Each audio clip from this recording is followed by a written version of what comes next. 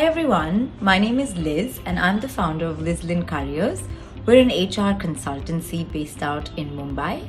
Today I'm going to give you a few tips on how to stand out through your resume. I know people struggle quite a bit when it comes to writing their resume. After all, it is a sales pitch about yourself. What I'm going to do today is I've divided how to stand out through your resume in 3 different parts. The first part is formatting of the resume. When thinking about formatting your resume, I always suggest keep it short, keep it concise and to the point.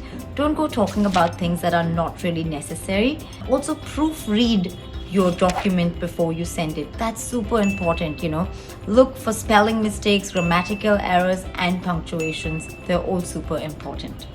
Also, you may have to change your resume depending on the job that you are applying for. So if you're applying for a different job, go through your resume once, see if you need to change it a little bit here and there, tweak it around for it to be more specific to the role that you're applying for.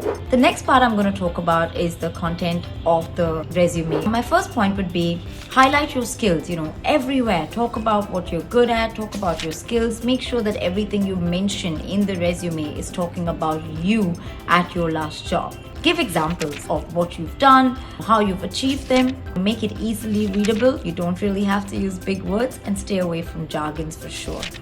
Include measurable achievements. For example, if you helped increase the profitability of a department or you reduce certain errors in a certain process, put that in your resume. It's really going to help draw some light on exactly what value you've added to the company. Mention your knowledge about softwares. A lot of people miss out on that because they assume that a company or someone who's recruiting knows what softwares you're probably going to be dealing with. They're very important with the ever-changing technology nowadays. The last part is how do you send a resume? While sending a resume, my number one pet peeve is sending it on WhatsApp. Do not send your resume on WhatsApp. Always try and attach a cover letter to the resume when you're sending it.